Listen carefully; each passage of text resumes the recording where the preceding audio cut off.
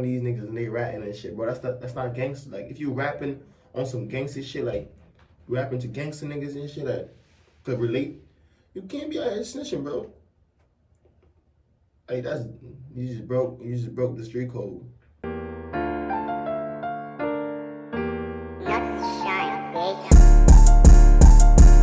What's up, Trap City Gaming? It's your boy Danzel, man. Back with another video for y'all boys, man. Finna react to Boston and Richey, man. Boston and Richey, man. I heard that boy's a snitch, bro. But I never knew what bro snitched about. But I always just hearing around on social media, bro, snitching shit. But let's get in the video and see what bro snitched about, though. Natty J, man, I'm rocking with y'all and y'all rocking with me. And for this video, we're gonna be speaking on Florida rapper Boston Richey and his paperwork being exposed. December 28th, 2022. Florida-based TV would post to Instagram claiming Kodak Black's newly signed artist NFL 2WAP revealed paperwork on rising Florida rapper Boston Richey. The 3-minute live stream would show a piece of paper from what appears to be an interview with someone only titled as Witness 3. It states on June 23rd, 2016, Witness 3 gave an interview that was recorded entirely after being arrested for loitering and prowling. Witness 3 was described as being somewhat hostile and initially denied telling James Foster about an incident in which a Northside subject had threatened him with a firearm. Now in 2WAP's live, 2WAP says Boston Richey's real name is Jalen Foster, and James Foster is Boston Richey's father. How the police knew Richey told his father about the incident is still unknown. After several minutes of questioning, Witness 3 stated the incident did occur and identified the subject that threatened him as a young black male with the street name Wig. Investigators previously noted that DeAndre Wiggins' nickname is Wig. Witness 3 was shown a photograph of Wig and confirmed it was DeAndre Wiggins that had threatened him. According to Witness 3, the incident happened 2 months prior. He had been in a Frenchtown neighborhood visiting a female identified as Latavia Hill. DeAndre Wiggins arrived and confronted him, and Witness 3 indicated that the issue was the fact that he was at a Northside location, but he's from the South Side. He said that DeAndre Wiggins threatened him and acted as if he had a handgun in his waistband. Witness 3 maintained that the Keith Street homicide was not a result of this altercation or any other criminal gang activity that he may be involved in. Now, 2WAP would show a second picture to the live stream to confirm Boston Richey or Jalen Foster is in fact Witness 3. The paper itself reads, Witness List. The following individuals are identified in supplemental reports by witness number. In the case of Jalen Foster, his identity is concealed only in instances where he provides information pertaining to possible motive. Witness 3 would read Jalen Foster, his birth date, which shows him as being 19 years old at the time, and an address on Keith Street, the same street a homicide occurred. Now, I posted to my Instagram saying, y'all know I'm finna look into this. And Boston Richey would reply to my story saying, look up the case. It's under DeAndre Wiggins. Searching for the case, I'd find that then 24-year-old DeAndre Wiggins, or Wig, was arrested for homicide and possession of a weapon by a convicted felon. On June 4th, 2016 at 4:19 in the morning, the Tallahassee Police Department responded to a home on Keith Street, the same address as the one listed for Boston Richey on the witness list. Officers located 24-year-old DeVaris Bass laying in the front yard of his residence. He'd been shot multiple times and was transported to a nearby hospital where he died a short time later. DeVaris was a rapper who was originally from Orlando and went by the name D-Slug or Slugger. He was also Boston Richey's cousin. Investigators would find 5 9mm shell casings near where his body laid, and on-scene witnesses who were all known to police said that after the shooting, 2 black males ran on foot down Keith Street to a white Buick that fled at a high rate of speed. Investigators would learn in the following days that 2 separate incidents occurred only hours before the murder and were all related. Originally lying to police, a man admitted he was carjacked for his white Buick during a drug deal between midnight and 1 a.m. 2 witnesses would later be interviewed, and one would identify Wig as the suspect. Tallahassee police have Wig identified as a member of the Northside Doghouse Gang. At 1:49 a.m., police responded to a shooting scene where a gold Nissan had been struck by gunfire and 5 9mm shell casings would be recovered. Forensics concluding that it was the same ammunition from the homicide scene and fired from the same handgun. That's crazy. The Buick would be recovered by police the same day of the murder, and 10 days later, after a warrant was signed, forensics would find Wig's finger and palm prints on the outside of the driver's side door, along with another man's prints. June 13th, 9 days after the murder, police pulled over a vehicle with Wig and Wig's girlfriend inside. He'd be arrested for possession of cocaine, and his cell phone would be inventoried at the Leon County Jail during booking. A warrant for the cell phone would be signed days later, and his text history would reveal he stopped communicating 2 hours before the carjacking, shooting, and murder. He texted his girlfriend after 10 a.m. saying he wanted to talk about his problems, and she replied saying, "I told you I ain't want to see that gun no more, and you just go ham with it last night." Further text would reveal a conversation with someone who would soon become, "You just go ham with it last night." Further text would reveal a conversation with someone who would soon become known as Witness 4. Wig texted Witness 4, "Don't tell anyone what I just told you, cause she trying to find out." Witness 4 cautioned Wig to just lay low for a couple days, then come back. Like, why are you niggas texting this though, bro? That's why I be, bro. Like, I can't say nothing else about these videos, bro. Like, these niggas, they all rats, bro. Like y'all texting this, my fault. If I hear this shit, that's my dog, bro. But y'all texting this dumb shit though, bro. Like, how y'all think in y'all mind they can't trace back y'all get y'all old text message, like regardless if you delete the shit, bro? That's the feds, that's the cops, bro. They can get whatever they want to get, bro. How long, no matter how long it was, they can get that bitch, bro. It's not that hard. Like, y'all niggas be. Back to the hood. June 22nd, investigators interviewed Witness 1, who was a close associate of Wig. And while the name is blacked out of the witness list, it's said to be Wig's girlfriend.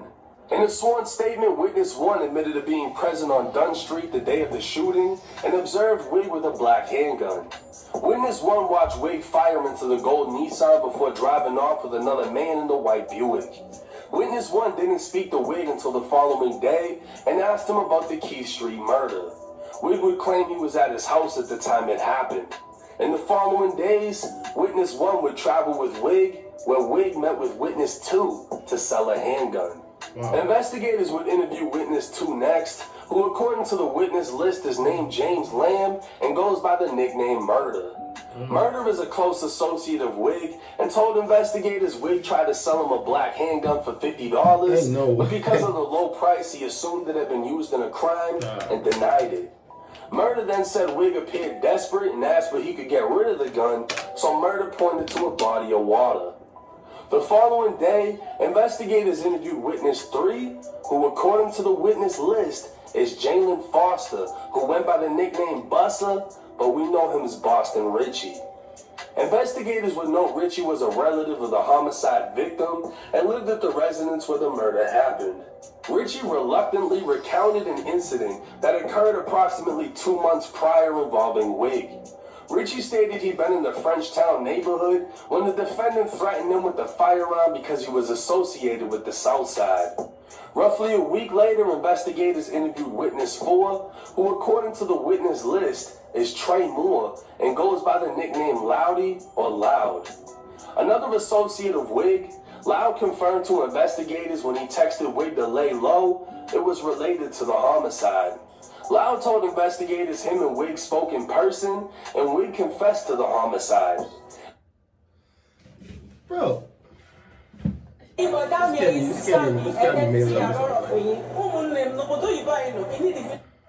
After the conversation, bro, I ain't gonna lie, there's a bunch of niggas just snitching, bro.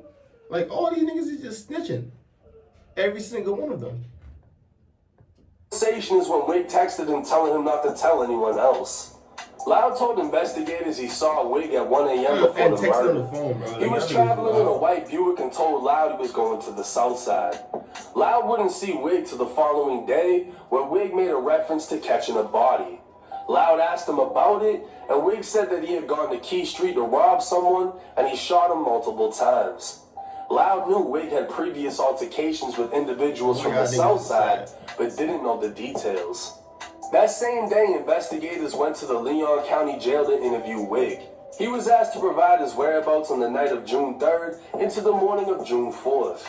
Wig said he had visited a group of individuals he couldn't name until 1 a.m. when he went home. When shown photos of the white Buick, he denied any knowledge of the vehicle. When confronted with witness statements and physical evidence connecting him to the vehicle, he admitted to taking it during a drug deal. He denied the second shooting where the car was shot, then changed his story to pulling out a revolver after getting into it with a group of individuals. And then you're snitching on yourself too, bro. Like, you snitching on yourself. What you think? You gonna snitch on yourself and then they gonna tell you, oh, you free to go? No, nigga, you finna get some type of charge, nigga.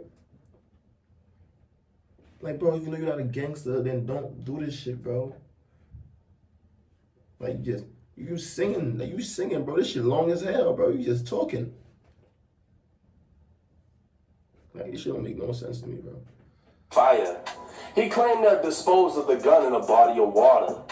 Wig would deny involvement in the Key Street murder, once again changing his story and claiming he checked into a motel that had no record of his stay.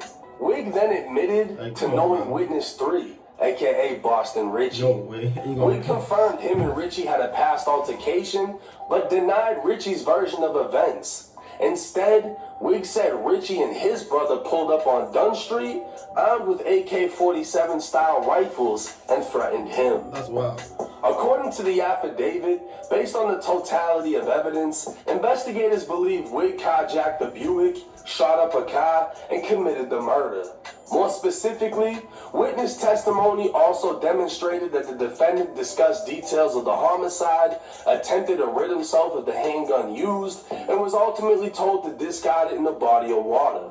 Witness testimony and the defendant's own statements indicate that the defendant had past altercations with the homicide victim's family members in the prior months. And witness statements indicate that the defendant confessed that he went to the Keith Street residence on the morning of June 4th, and that once there, he shot and killed the victim. Each of these pieces of evidence were used to secure probable cause, and Wig was arrested for murder. Now, I asked Boston Richey if he was in fact Witness 3. He said when the shit took place, they interviewed him first, meaning Wig. He told Troll, the person who killed my cousin. He told the police we pulled up with rifles and shit. They took his story and basically said I said what he said, just to make him sound guilty to charge him. Richey would then send a picture of Wig's statement and say, this what he told Troll, you feel me? They took what he said and tried to say the same thing on my end, like I said it, you feel me? Now, not only has Boston Richey admitted to being Witness 3, he took to his Instagram post in Wig's statement and said, y'all gonna keep flagging or y'all gonna drop your nuts and speak on some real shit? I don't even post on IG about no street shit. I could have been sent the person y'all praise up. Shit, public records. Everybody know fool ratted on me. I don't be speaking on shit or chasing clout like you jits. I been outside, never been police. Fool, the reason I even became a witness in the case, he told Troll we pushed up with the Blicks. What's crazy is the contradiction in Boston Richey's post. He's claiming Wig snitched on him by telling the police he pulled up with guns. And because of that statement, Boston Richey became a witness. But this is a lie. According to the affidavit, Boston Richey was interviewed by police on June 23rd, the same day he was arrested for loitering and prowling. Wig wouldn't be interviewed until June 29th, 6 days later. Boston Richey could have at any point in time denied speaking with police and wasn't even being questioned about loitering, which was why he was arrested. Instead, he identified Wig by a photograph to police, told them he'd previously been threatened by Wig. Bro, that is snitching, my boy. Bro, that's snitching, bro. What the fuck? You got locked up before him, and they even lock you up for the shit that they say lock you up. They locked you up for questioning about this nigga. And then you tell them about the photo and his name. Bro, that's snitching, bro. That's basically telling them that this nigga on my ass, so if anything happens, just know who to go to. Like, come on, bro, you snitch. and maintained that the Key Street murder was not a result of the altercation or any criminal gang activity Richey may have been involved in, meaning Richey wanted to clarify to police he had nothing to do with the murder.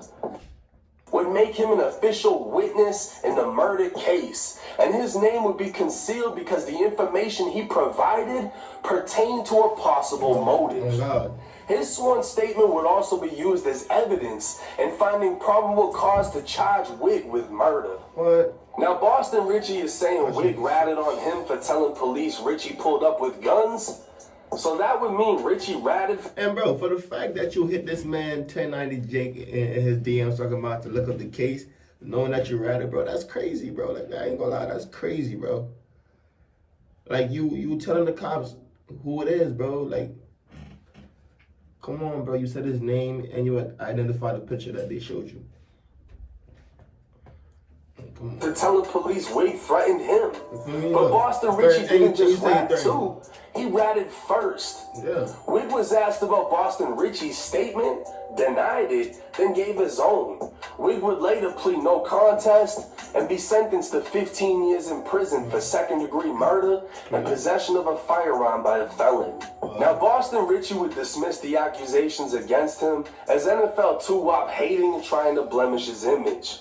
Boston Richey's team would point out that 2-Wop is from the Holton Street apartments, the same apartments Boston Richey and Future shot a video at and handed out over $10,000 worth of sneakers.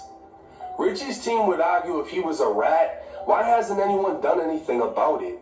They further accused 2-Wop of just trying to gain clout after getting signed to Kodak 3 months ago. But 2-Wop would claim he got the paperwork from someone in Boston Richey's own hood and exposed it as soon as he got it. Word. Regardless of whose side is more convincing, the paperwork doesn't pick a side, and Boston Richey has more paperwork that's yet to be revealed. Word. In December of 2013, a woman reported her Honda Accord stolen. Later that day, an unmarked police officer spotted the vehicle backed into a parking space on Holton Street, and after a short time... Bro, I think any gangster nigga that rap, and you call yourself a gangster and you rapping that shit, bro, and you snitch, you supposed to be canceled after that, bro. But y'all niggas be listening to their music still, bro, and buying their shit, bro, supporting these niggas and they ratting and shit, bro. That's not gangster. Like, if you rapping on some gangster shit, like, rapping to gangster niggas and shit that could relate, you can't be out here snitching, bro. Like, you just broke the street code. Come on, bro. Watching the vehicle, he observed 2 black males later identified as DeJaris Robinson and a then 16-year-old Jalen Foster, aka Boston Richey, get into the vehicle and drive off. Locating the vehicle again, 3 males were now inside, changing positions in the vehicle before driving off as the officer once again lost contact. Another officer saw the 3 black males matching the descriptions given walking away from a dead-end street. He'd locate the stolen Honda as another officer responded to the scene where he observed Boston Richey walking away from the other 2 males. He detained Richey, read his Miranda warning, and Richey agreed to answer questions. Wow. Richey advised the officer he was the person driving the vehicle. Niggas, Questions were stopped at that time, and Richey was transported to the Tallahassee Police Department for a continued interview. Officers located the other 2 men identified as DeJaris Robinson and Kelton Forbes, and neither would make any statement to police. Wow. Retracing the path they walked away from, police found the keys to the Honda and a stolen Ruger revolver in a garbage can. Investigators interviewed Boston Richey at the police station. Post Miranda, Richey agreed to answer questions. He advised that he had stolen the vehicle with 3 other juveniles. He only knew one of the juveniles by the name George, and George told him the Honda had the keys inside of it, and they took the car between 2 a.m. and 4 a.m., driving it around until 7 a.m. He kept the keys in his possession the entire day until he returned to pick it up and was stopped by police. He then picked up Robinson and Forbes, who he advised knew that the car was stolen. Richey said he drove the vehicle the entire time until he parked. Richey then advised that Robinson and Forbes knew that the vehicle was stolen, saying that... Bro, this nigga look crazy, I ain't gonna lie. You just look like you about to tell some shit, I ain't gonna lie. Bro, just look like you about to tell some shit, bro. Like the whole time, just looking at this nigga, y'all. Like this nigga, I know he told some shit, bro. He look like he told some shit. They knew he stole the car, and that's why they came to his house several times that day. He said he did not have possession of the stolen firearm. He said that when they were walking away from the vehicle, he jumped the fence and threw the keys in the garbage can while the other two suspects were still behind him. He is unsure if one of them threw the gun in the garbage can after he passed it. Now, the affidavit states, due to all parties knowing that the vehicle was stolen and their actions depriving the victim of her property, Boston Richey, Robinson, and Forbes were all charged with grand theft of a motor vehicle. Now, I asked Boston Richey about this case, and he'd say he took the charges for the gun and car, and that's why he went to prison. He'd say, I told the police they were in the car, but never knew it was stolen because he stole it. He'd even say one of them was his cousin who he was with. But just like the last case, what Boston Richey is saying isn't adding up to the paperwork. The affidavit clearly states Boston Richey told police he told his co-defendants the car was stolen a total of 3 times. Because of this, all 3 teens were arrested and charged with GTA because they knowingly got into a stolen vehicle. Now, Boston Richey's team would say he was only 16 at the time, and the charges got dropped for the other 2 teens. But in my opinion, that doesn't matter. At all. The 2 other teens refused to make statements to police, while Boston Richey agreed to make a statement. And his statement got them arrested. So in total, Boston Richey has conducted 2 separate interviews with... Bro, this nigga is a rat, bro. Y'all need to stop listening to this nigga music, bro. Like, bro is a rat, bro. I ain't gonna lie, y'all. Hit that subscribe button for y'all boy real quick, man. I appreciate that shit. I ain't gonna lie, bro. Video almost done, but that subscribe button for y'all boys, man. I appreciate that bitch a lot. It means a lot. It means a lot coming from you niggas, man. And you, I appreciate y'all boys. Let's get back into the video. Police got his own cousin and another teen arrested and gave a sworn statement in a murder case where the alleged shooter was sentenced to prison. Now, I'll be honest with you. Bro, this nigga shouldn't be rapping no gangster shit no more. I didn't expect no more. all of this. And when I spoke with Boston Richey's team, they damn near convinced me. He just trying to get clout off of his name. He didn't tell. He said he bumped in the door, bro. It wasn't about nothing. It ain't like he said he killed his cousin and all of the thing about the car and he was only 16 and you know the charges got dropped. But he's told, nigga. You can't deny the paperwork, right? At all. When I'm hearing them say it, I'm like, yeah, it doesn't sound like he snitched. It sounds like he fucked up. He shouldn't have said anything to the police, period.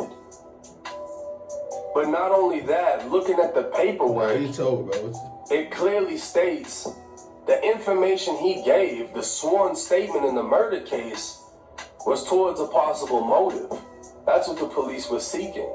And they used his sworn statement as evidence towards the probable cause to arrest the shooter. I mean, it's dead and done. Yeah, bro. I've shown y'all. Bro snitched, bro.